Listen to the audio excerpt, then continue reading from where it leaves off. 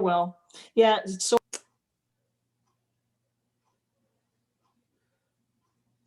Okay, I guess it's being 7 o'clock. I'd like to call to order the council meeting for the Township of McNabb Braeside on April the 20th, 2021. We noted that all of council is present for this meeting. Are there any disclosure of pecuniary interest and the general nature thereof? Seeing none, are there any additions or changes to the agenda, CAO? No. No, then I need a mover and seconder for tonight's agenda, please. Councillor Lang, Deputy Mayor Armstrong, all in favor? Carried, thank you. We're down to the 6.1, adoption of the previous council minutes of April the 6th, 2021. Mover and seconder, Councillor Jacob, Councillor Broom. Any questions or comments on the minutes as presented? Seeing none, all in favor? Carried, thank you. Reports of Committee of Council. 7.1 Recreation Committee meeting minutes dated March 24th, 2021. Mover and seconder, please. Deputy Mayor Armstrong, Councillor Lang. Is there anyone going to speak on this, Ms. Lee, on the minutes of it? I don't see anyone here. Is there any questions or comments from council? I just have one. I was quite pleased to see the committee getting, I guess, kind of going again and getting involved in things and reading some of the ideas that they have coming up. So I'm quite pleased with that. And there is a recommendation that we accept the minutes of the meeting as information.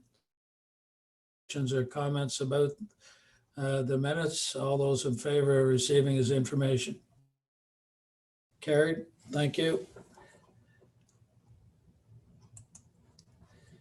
So item 7, Town Beach.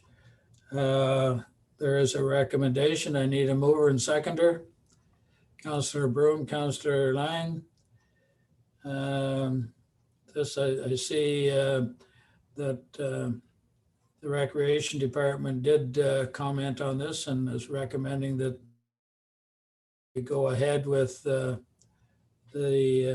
having weddings at Burnstown Beach with the same regulations and fees and everything that we currently have in Wava Cottage.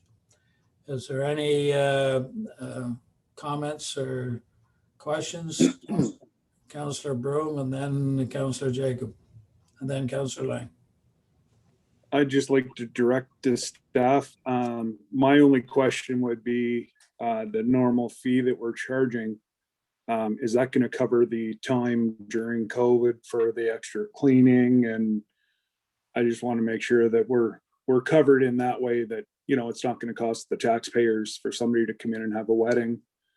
I know that, you know, it's going to take a little extra to ensure everything is up to the health unit standards. Ms. Lee, please. I don't know that it will completely cover all of the costs. I mean, it will cover the costs of additional cleaning. I don't know, but I mean, they're having the wedding on the beach. So really it just means an extra bathroom cleaning.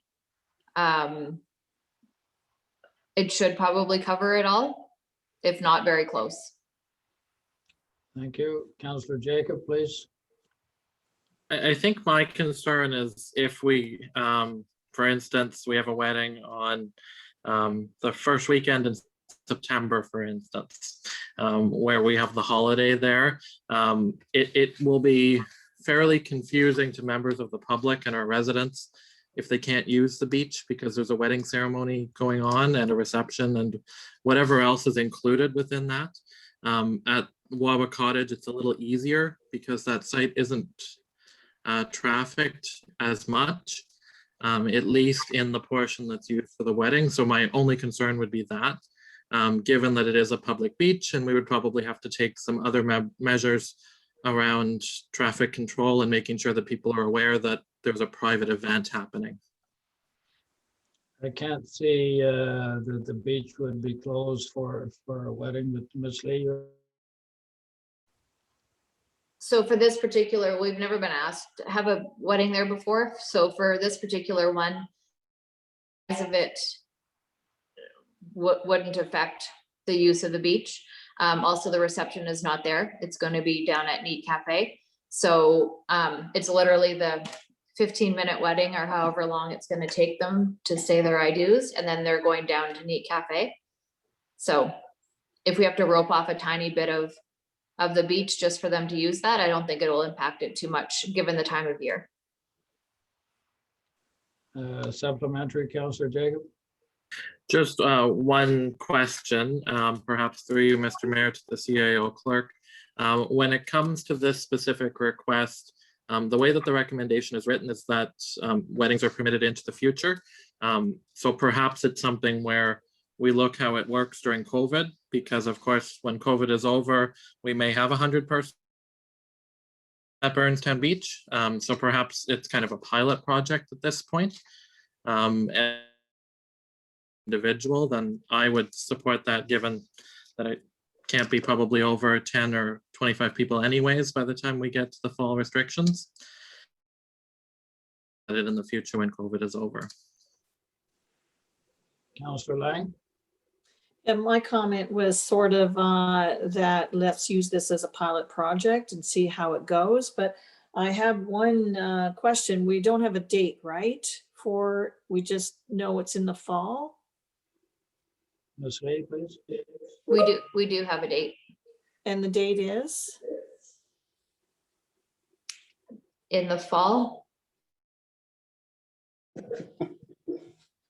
The only reason I question is the regatta is always held the first Sunday after Labor Day. So if COVID is passed, there will be a regatta there. And that Let me takes just up see if I can all- find it quickly. Pardon me? Let me just see if I can find the date quickly.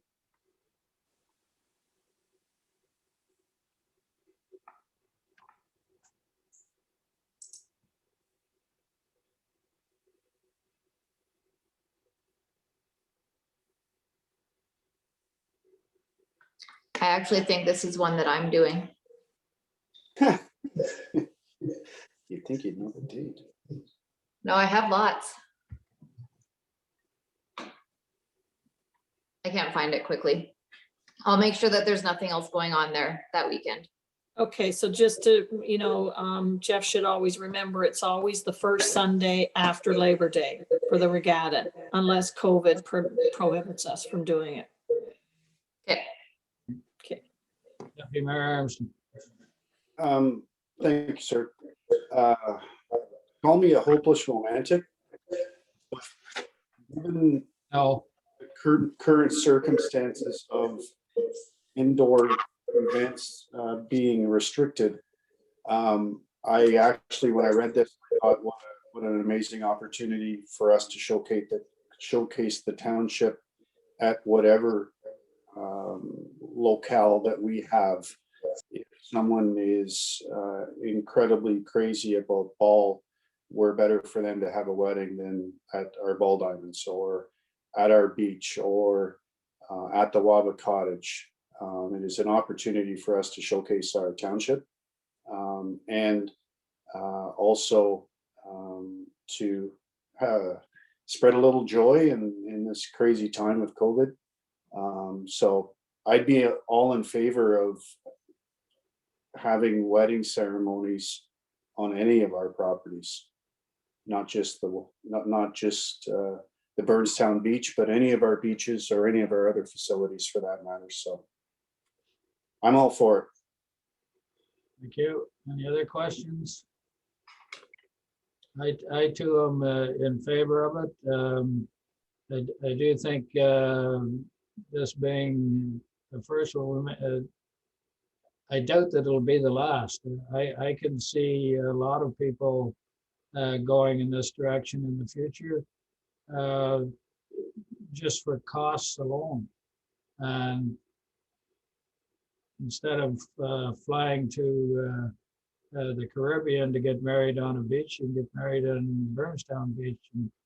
But I would hope that we could work out some sort of policy or some sort of way that we could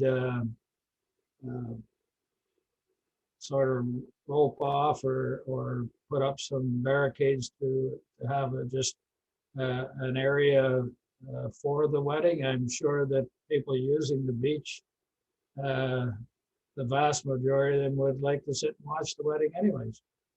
I know I would. You see people getting married. It's an enjoyable time. So anyway, unless there's any other comments. So all those in favor of the recommendation? That's carried. Thank you. 7.3, January 2021 financial overview. And there is a recommendation, so I need a mover and seconder, please. Councillor Jacob, Councillor Broom, Ms. Cogman, please. Hello.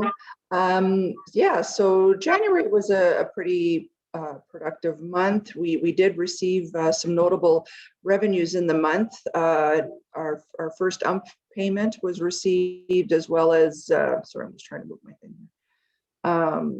This is not cooperating. As well as part of the funding for the virtual programmer. You'll recall that we were successful with our grant application through the Ontario Trillium Foundation. And we made a total of just a little over $362,000 in paid accounts. There wasn't any one particular payment that kind of stood out that I wanted to bring to council's attention. So that's just a general overview for the month of January.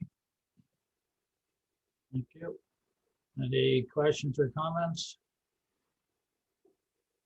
All in favor of the recommendation to receive this information? Carried. Thank you. Item 7.4, the February 2021 overview. A mover and seconder, please. Councillor Lang, Deputy Mayor Armson, Ms. Cogman, please. Yeah, so in February, there was a little over $578,000 paid out, and a big chunk of them were amounts that were approved through the 2021 budget process. So majority of the charitable donations that were approved through the budgeting process were paid out, which I've outlined in the report. Some other notable payments was the balance of the funds due to the Armpar Library for the 2020 calendar year was also paid in the month of February, as well as a recreation agreement with the town of Renfrew, and of course then our insurance for general municipal coverage. We did also receive in February $55,321, and as I mentioned in the report, this funding was not announced until late January that we were going to be receiving funding. So that amount was not included in the 2021 budget package when I put it all together. So the great thing is, since we have received those funds, it will just mean that there'll be a little bit less money having to come out of our capital asset reserves to help finance our road projects that were approved in the 2021 capital program. Thank you. Questions or comments? Seeing none, all in favor of the recommendation? Carried. Thank you. 7.5, final payment, Ontario cannabis legislation, mover and seconder. Councillor Jacob, Councillor Lang. I think this one's pretty straightforward. This was the second payment, $5,000. Fourth. In regards to us accepting cannabis operations into our area. And Ms. Coggan, do you have any comments for this one? Yeah, I just wanted to clarify, this is actually our fourth and final payment related to this initiative. So the balance of the funds will be transferred to the reserves at the year end. There has been, when I look back on the account, there was a small amount that has already been spent on training for staff, but the bulk of it still remains and will remain in reserves until a project or a need is identified. Thank you. Questions, comments? All in favor of the recommendation? Carried. Thank you. 7.6, new charitable requests 2021. Mover and seconder. Councillor Jacob, Councillor Brown. Ms. Coggan, you want to speak on this one? Sure. So I just wanted to, you'll notice there's actually a total of 3 reports that kind of relate to this one topic. The first report that you see that I'm discussing right now is basically just for information purposes. It's a copy of the 2 requests that were received, as well as a copy of the municipal grant program policy, just for council's reference. And then each individual request will be handled, each request will be handled on an individual basis on the next 2 motions. So this is just for information. Okay. Any comments on this item of information? Deputy Mayor Armstrong. Thanks. Sorry, thank you, sir. Rather than me state the same comment on the subsequent topics, because my comment is the same for both. This year is going to, I would expect, is going to be an unprecedented year for people looking to municipalities to assist in their, especially charitable organizations, with their ability to obtain and create funding in their normal, typical fashions, given the COVID environment is going to be impacted, if not severely impacted. So I don't foresee this being the last of these funding requests, especially if we go against our policy, which is in the package this evening, that there is a cutoff date for charitable organizations or any other organization to come to us seeking assistance. So regardless of whether we say yes or no to these 2 organizations this evening, I doubt that this will be the last that we will see. And to be quite honest, I'm on the fence on supporting or not supporting, just given that I anticipate, especially if we support these 2, that it won't take long for word to get out that we are not adhering to our own policy, and therefore we may see additional requests in the future. Thank you. Any other comments? All in favor of receiving this information? Carried. Thank you. We're on to 7.7 charitable requests, the Empire District Neighborhood Link.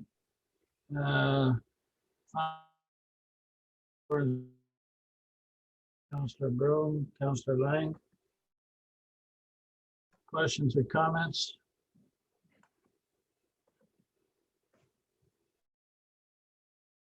Councillor Jacob.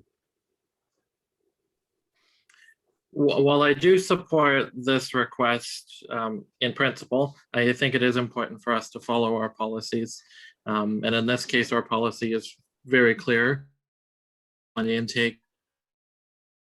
Of course, COVID is an important consideration. Both of these programs on the support to our township residents, both during and outside of COVID.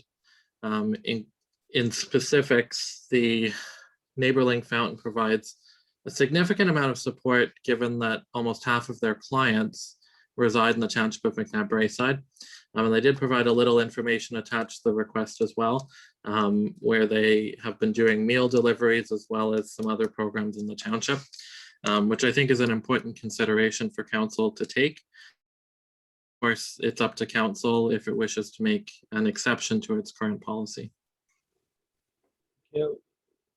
Any questions or comments?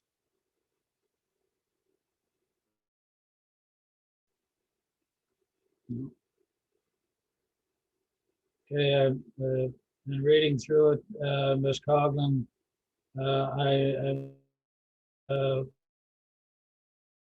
Is that correct? Yes, that's correct, because all of the funds were already allocated during the 2021 budget deliberations.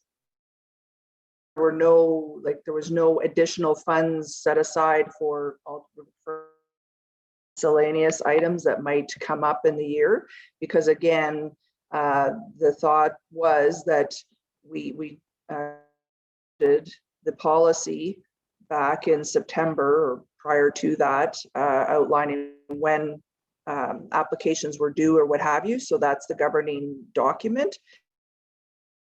So it's available to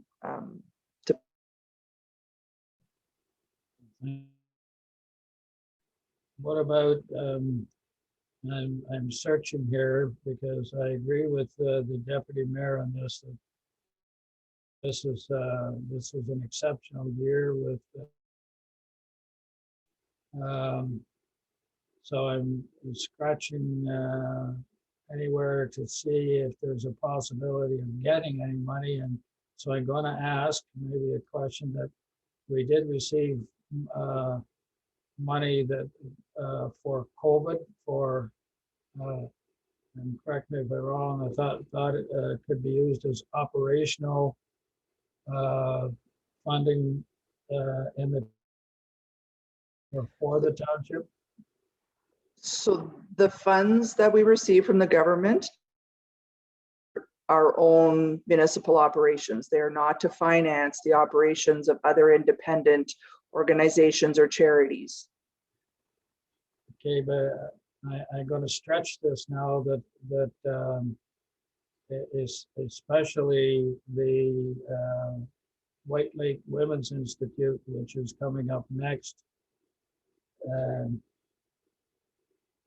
Really could be considered a township operations as they work for the township. I see you, Ms. Lee. I'm scratching. I will respectfully, I don't know how to word it. Anyways, I'll just decline your request or argue against your request in that the Township of McNabb Braeside is not a majority shareholder of that organization. It is not even an arm's length organization. It is completely independent of the township and municipal government. And as such, we cannot use those funds to assist another organization with their own operating expenses or shortfalls or what have you.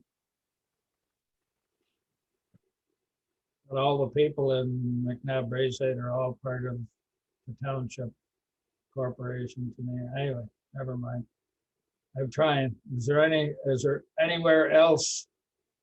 Anybody else got any ideas? Deputy Mayor Armstrong.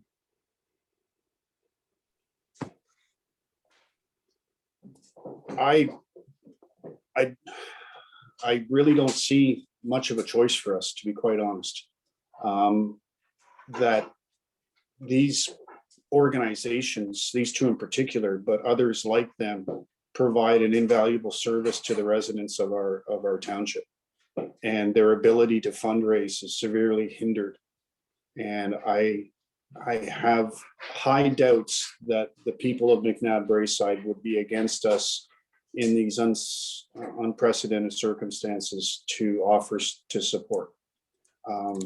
And I'm leaning towards supporting both of them and potentially subsequent organizations that come to us that do provide a direct service to our township. The most vulnerable people within our township at that. And I'm sure that we can find some monies somewhere, somehow to support the lower, the more vulnerable people in our community.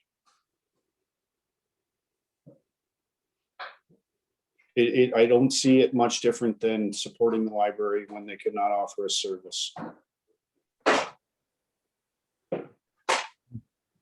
I agree, and we're negotiating, well, hopefully soon with the library in that respect. Ms. Cobham? I would just like to add, though, that the fundamental difference with the example the deputy mayor gave is that the amount that we have paid to the library in our prior, or even, well, I won't use our prior recreation, but that was a pre-negotiated price. It was set and approved in the budget, and all of the funds were set, incorporated to be raised through taxation. The difference here is these requests are coming after the deadline, and I'm not trying to be not sympathetic to their plight, because I am. But at the end of the day, the requests were not, did not come forward in a timely fashion. This is not new to the, we've already gone through a whole year of COVID, and everyone kind of felt like this was going to be continuing. So the likelihood of having issues with fundraising or what have you was still going to be an issue for them for the coming year. I just simply, there's no funds. The only source of funding for these would be through taxation, and the taxation budget has already been set based on all of the operating expenses that were identified during the 2021 budget. What I might suggest is, going forward, if council is really going to entertain these kind of requests, that they include a miscellaneous line item for these things, so that if there's requests that come in after the deadlines or whatever, that we can look at approving them at that time. But unfortunately, we just don't have that provision available. Thank you. Councillor Jacob? Just a question through you, Mr. Mayor, to the treasurer. And although I think in a way you already answered my question indirectly, when it comes to operating reserves, are there any reserves that we currently have that would fit or be eligible for this type of expenditure? Unfortunately, again, there is not, because any of the reserves we have are set up specifically for our own municipal operations, and whether it's financing our own assets, financing our own shortfalls, or what have you. But this is not, there are no reserves. We don't set reserves aside to help offset some other organization shortfalls. Deputy Mayor Armstrong? Why can't we, moving forward right now, establish a reserve fund for charitable donations and transfer funds from one reserve that we have already set in place to a new reserve for charitable organizations hit by COVID? I think it would have to be. We can't do it tonight, I think, but why can't we? I think it would have to come in the 2022 budget. We can't make an in-year, sorry, sir. Deputy Mayor? We can't make an in-year adjustment to our budget. I have not read the policy on how that would be possible. However, I find it difficult to believe that we cannot manage our budget such that we could create something mid-year to move monies around within it. We're not asking for additional monies. What I'm suggesting is that we move money within our budget that was already pre-approved to create a new category for an unprecedented situation. Ms. Cobham? So if I'm understanding what you're saying, you are suggesting to basically take money out of an existing reserve to create a new reserve, but that transaction was not part of our 2021 budget. But even aside from that, I would want to double check, but I'm pretty sure in our policy related to reserves, it speaks to not borrowing from one reserve to another or that type of thing. That they're designated for a specific purpose, and that's what they're to be used for. If council did decide that they wanted to go ahead with pulling money out of a reserve to create this new one, then that would have to come through some kind of a policy adjustment. There'd have to be, we'd have to review the policy on reserves and incorporate new wording to do that.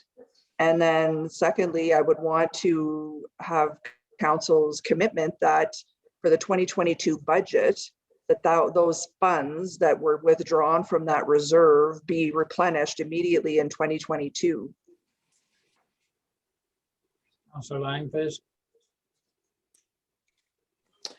I think that Kelly is correct in the fact that we have a policy where we can't transfer. And I also question, if we do so, does that not affect negatively our asset management plan?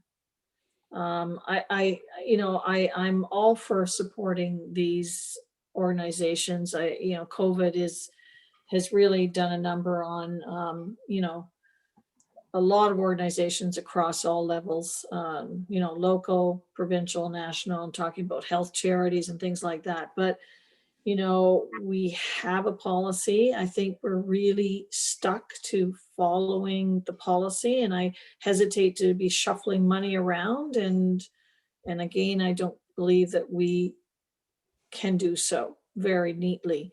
So I think this is something that we need to discuss in our, future budget deliberations. Deputy Mayor Armstrong. Geez, thought I was on mute. I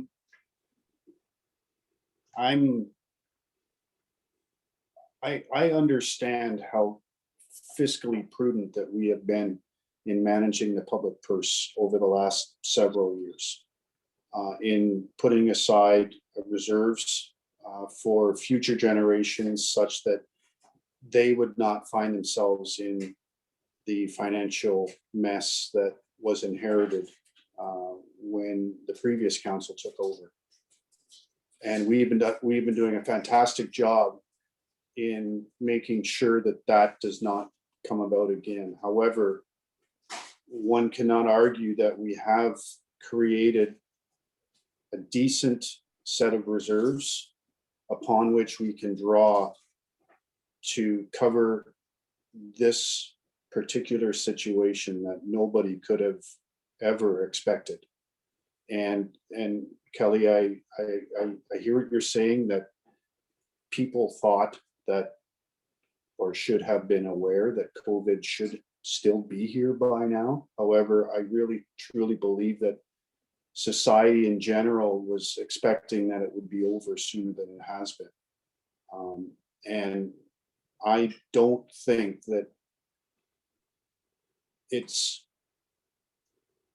something that this township cannot afford.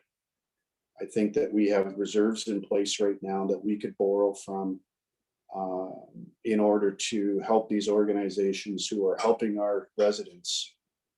And I think that we should find a way how to do it. I don't know how to do it, but find a way how to do it this year, like soon-ish.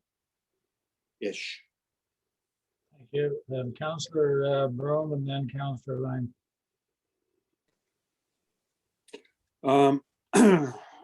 Yeah, ever since I read this, whenever it came out, I've been trying to think whichever way, but we set a procedure in place so that this wouldn't happen.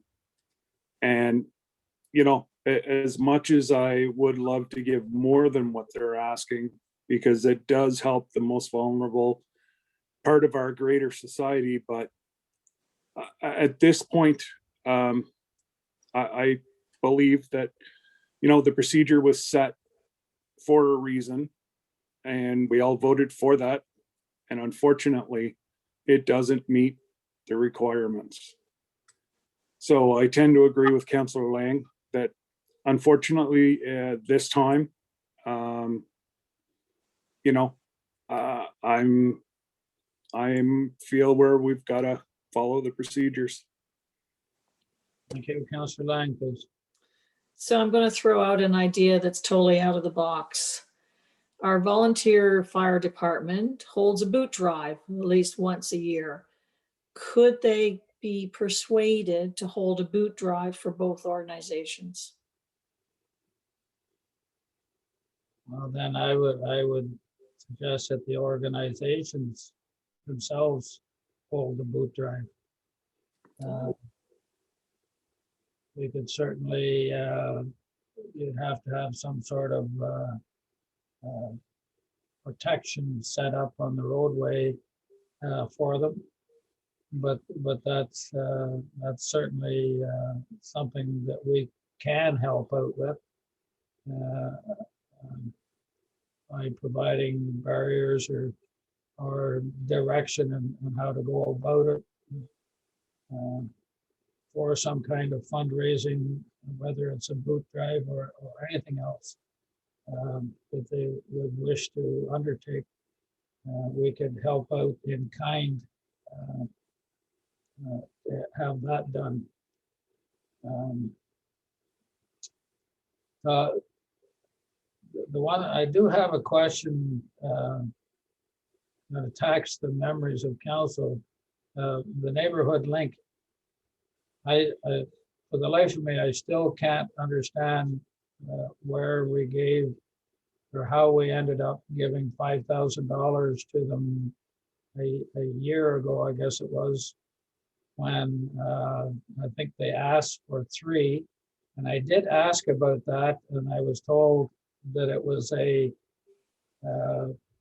we gave them $5,000 because it was a one-time shot only, and that was going to be it for the fountain, because we have so many people wanting money. So I have that kind of bother me of what's going on. The other thing is that I think we're going to have to sit down and make a list of those who are asking for help financially. I think we have to set a cap or a total amount. And what it might involve is, instead of people getting 3,000, they might get 2, or depending on what's being asked for. If we set aside X number of dollars for helping people out with financial grants, and we set a cap, still with having the policy in place where they have to submit by the end of September. But I really believe that we need to cap this somewhere, because we can't keep supporting all the charitable societies that are around in the area. As much as I would love to be able to do that, it's just not feasible, and it's not. I don't think it's incumbent on the taxpayers to be supporting all of these things that we're being asked money for, continuing with increasing costs and everything, and increasing requests and the amount and the number. So I would like to see something like that. If council has any thoughts on that kind of proposal, we can always discuss it at a later date, but let's, and unless we can find some way, and Ms. Cogman has made it quite clear that I can't stretch things any further. So I do feel that the policy is there, was made for a reason, as Councillor Lang and Councillor Broom alluded to. So unfortunately, these two requests, I think for 2021, in my opinion now, unfortunately, will have to be declined, along with the fact that we don't have the money. Questions, comments? Ms. Lee, and then Councillor Jacob. When it comes time to vote on this, I think if people do decide that we are going to support the requests, I don't think that it should just be a specific dollar amount asked. They should have to provide some sort of backup. Like if they're saying they can't pay their hydro bill or whatever, then it can't just be a random number. I think if there needs to be some sort of financials provided to Kelly to review. Thank you. Councillor Jacob, and then Ms. Cogman. So my comment was just going to be around the policy adoption itself. So we adopted this policy September 15th of last year, with the intake due date 2 weeks later on September 30th. So my question was, through you, Mr. Mayor, to either the CAO or the treasurer, when this policy was adopted, was it circulated to all of our the organizations that we funded at that point so that they'd know that they have a 2-week deadline? I don't know whether it was sent to them right away, but I do not believe we stuck to that September 30th, because I think there was some requests that come in after that deadline. I could be wrong, but I thought there was some that come in after that we accommodated because of the short notice. Ms. Cogman, please. Yes, that is correct, Mayor Peckett. And in addition to that, the other thing that we did was there were a number of organizations that were kind of quote unquote grandfathered in, because historically, year after year after year, we had the same organizations that the municipality was always contributing, making the charitable donation to. So those organizations were grandfathered in. And yes, we did receive a few requests after the fact. Neighborhood Link was not one of them, because I do recall the same conversation that you had mentioned, Mayor Peckett, with regards to the Neighborhood Link, that the original request came in as 3,000, and then they increased it to 5,000 with a precursor to say, well, this is just a one-time thing. We won't need any other funds afterwards. So they were never included in like the grandfather list. And then we've never had a request from the White Lake Women's Institute. So just to, and just another point to that, if like with the Neighborhood Link fountain request, the provision or what they're seeking the funds for is basically to just continue to support the programs that they're offering currently. And this request also obviously did not include all of the prerequisites that are outlined in the policy, as far as their application, their board of directors, their financial statements. You know, there's a significant amount of information that needs to go along with the request. The nature of their request would meet our existing policy. So it's possible, if council really feels adamantly that they want to support this, but the current, I'm seeking direction as far as what they want to do with their $3,000 request, and the fact that it's past our deadline and doesn't meet our, you know, even the request itself doesn't even meet the criteria set out in our policy as far as a complete application. Well, I feel I'm kind of disappointed that if the 5,000 was given a year ago with the understanding that that was going to be the one and only request, and we wouldn't be asking for funds in the future, and then the very next year we get a request for another $3,000. Doesn't kind of sit right with me either. I'm actually quite concerned about the White Lake Women's Institute, though. That group has been helping the community for, well, I think the institute there, I believe, over 100 years old. I could be wrong in that, but it's been around for a long, long time, and has helped the people in the community year after year after year, all through fundraising and bake sales and stuff like that. And they have currently the only building in White Lake that can hold any type of event at all. So I'm kind of concerned about the institute. Councillor Lang, please. Well,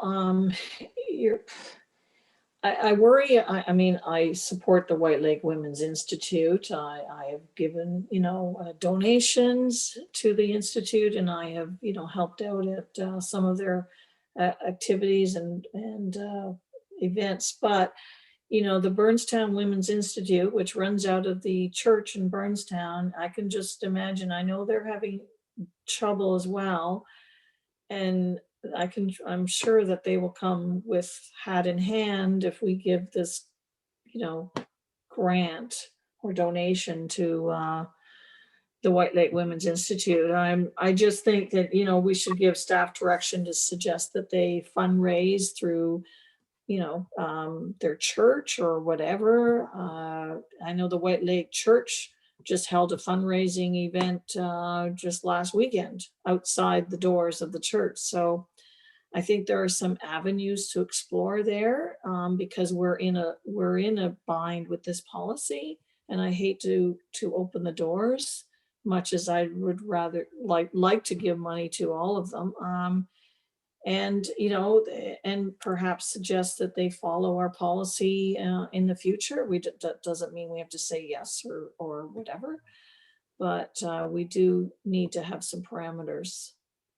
I think that's stated in the policy. Even if they submit with all the information, we're still not obligated to provide the funding. So I have Ms. Cogman and then Councillor Broom.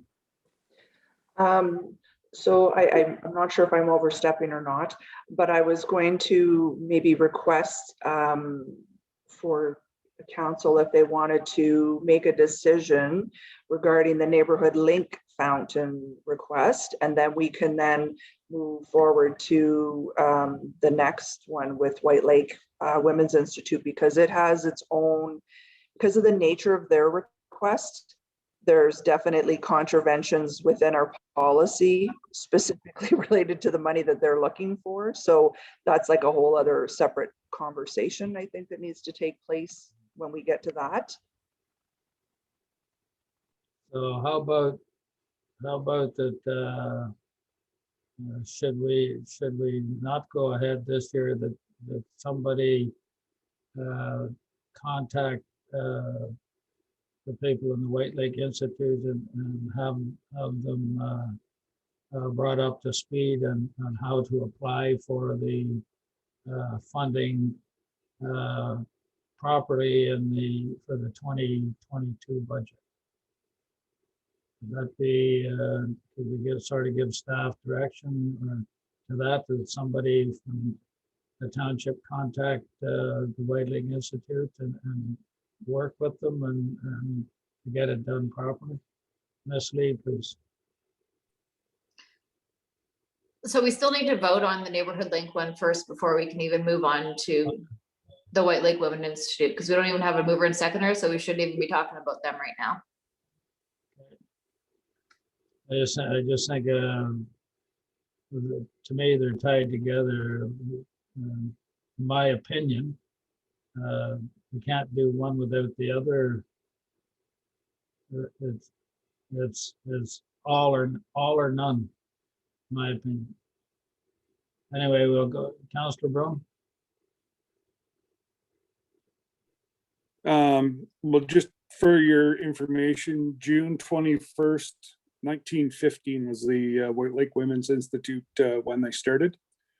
And both the federal government and provincial government are giving grants to nonprofits. I don't know if they know this, but it's an avenue that they can get grants from both lines of government at more money than what they're asking us.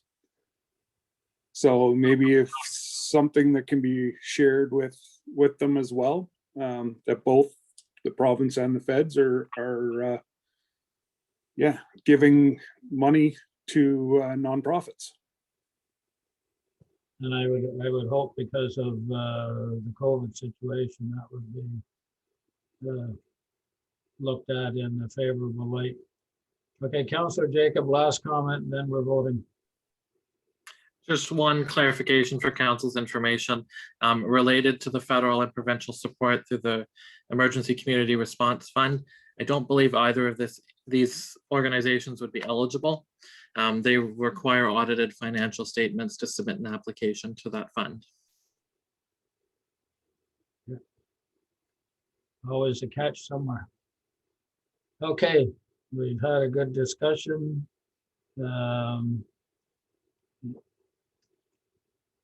I guess the recommendation is that council providing staff direction. So we need kind of I guess I'll put it out there that council gives staff direction not to fund the neighborhood link fountain in 2021. And I will call for the vote. All those in favor of not funding in 2021.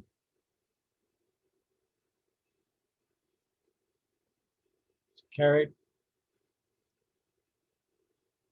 So we're moving on to Chair 7.8 charitable request, White Lake Women's Institute. And again, they're asking for staff direction. Would there be any other comments on the White Lake Institute, Ms. Cobham? Sorry, I'm getting there. Yeah, the only point that I wanted to raise is that they are seeking funding to help offset their operating costs for hydro, propane, and insurance, which is in direct contravention of our municipal grant policy. Municipal grant policy, the types of grants to be awarded are for community events, community organizations, in-kind contributions, or special events. Sorry, we need mover and seconder. I did have, Not for this one. did I not? Yes. Okay. Councillor Broom, Councillor Lang is the mover and seconder. Sorry about that. So, and Ms. Cogman has made a comment. Is there any other comments? So I'll put out the same, that council gives staff direction not to support the White Lake Women's Institute in 2021. All those in favor? It's carried. Thank you.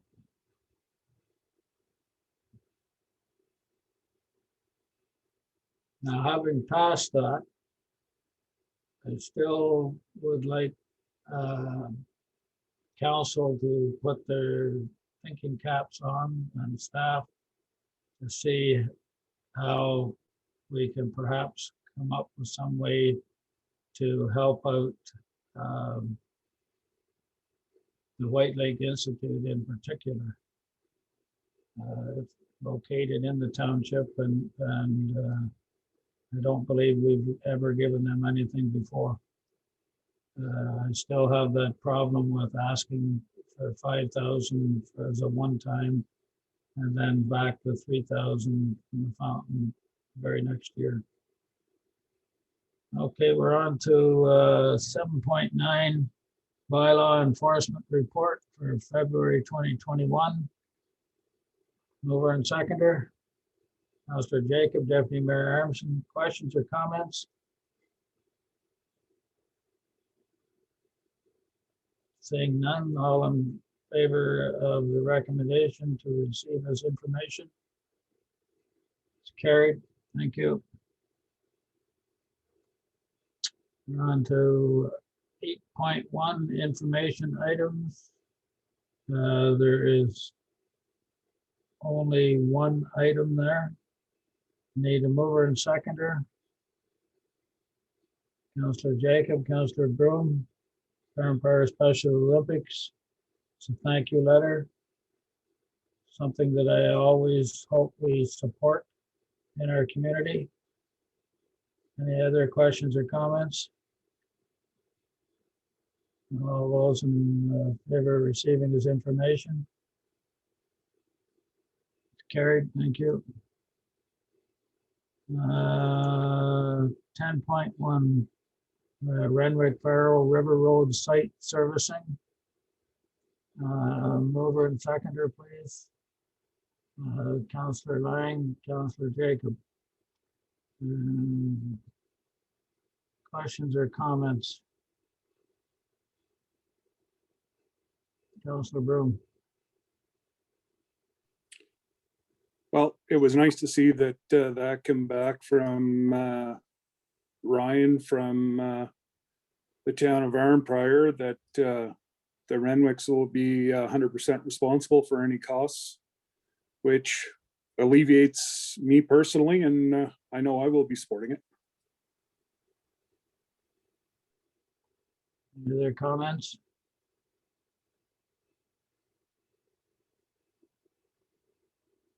I would like to see us review the bylaw with the agreement with municipality. You know, there's one glaring thing that I see, which this particular situation is brought to light in regards to the township paying the town, which I have no objection to.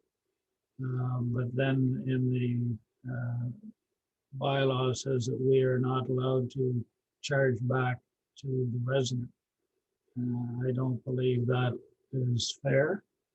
That the township should be able to charge back costs to the resident that is getting sewer and water services from the town of Arnprior. Because as we talked about right from the beginning, if you're not on sewer and water, there isn't anybody going to help you pay for your septic and your well if you need repairs or need to drill a new well on that. That's all out of your own pocket. So I can't see why the township taxpayers would be required to foot the bill to for someone that has town sewer and water. And glad that they do have it. It's good being in there, but don't think it's fair that the township residents pay the bill for that. So I'd like to see that bylaw revisited, just to change, even if it just changes that one item. I think it might be in there misconstrued in that the town wants to make sure that they receive payment for their services and stuff, and I agree with that.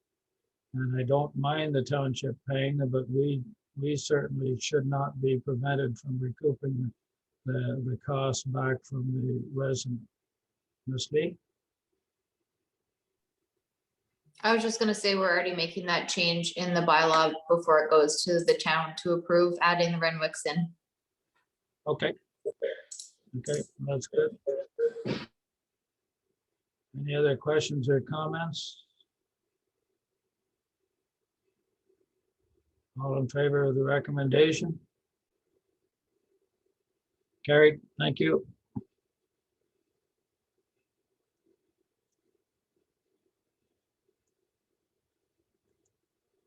Bylaw 13.1, 2021-17, debenture bylaw, mover and seconder, please. Councillor Jacob, Councillor Broom, this is an annual event. No, I'm sorry, this is for our grader, new grader. Getting ahead of myself. Keep me on track, Ms. Coleman. I was on mute, I couldn't. Well, it's almost an annual event. We're getting new equipment. Anyway, is there any questions or comments? This is to debenture the purchase of our new grader, 375,000 approximately. Questions, comments? All in favor of the bylaw? Carried, thank you. 13.2, bylaw 2021-18 memorandum of understanding, COVID vaccine municipalities bylaw, mover and seconder, please. Councillor Broom, Deputy Mayor Armstrong. Ms. Lee, do you want to comment on this? Sure. This is because some of our staff are helping with the vaccine program, signing people up for the vaccines. Okay, so this is just bylaw to keep everything on the up and up, I guess. You need a bylaw to volunteer these days. Councillor Lang, I'd be calling right down to the township tomorrow morning saying, where is my appointment? Any other comments on this bylaw? All those in favor? That's carried, thank you. Bylaw 2021-19 zoning bylaw amendment, Bandy. Mover and seconder, please. Councillor Broom, Councillor Lang. Is there any questions or comments on this? This was handled in the Planning Advisory Committee meeting. Brought forward to us now for approval unless there's any comments or those against what's happening. Seeing none, all in favor of the bylaw?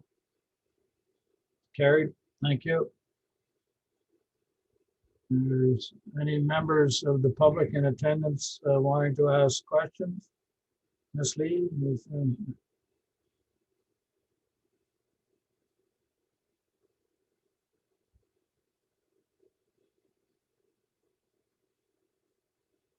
Not that I can see you hand up. Okay. So we're moving on to a closed meeting under 15.1, under section 239.2, subsection C, for the purpose of discussing the proposed or pending acquisition or disposition of land by the municipality or local board, 2508 Russet Drive. So I need a mover and seconder to go into close, and then we'll take a minute for Ms. Lee to get us set up. Moved by Councillor Broom, seconded by Deputy Mayor Armstrong. Right of closed. Hold on.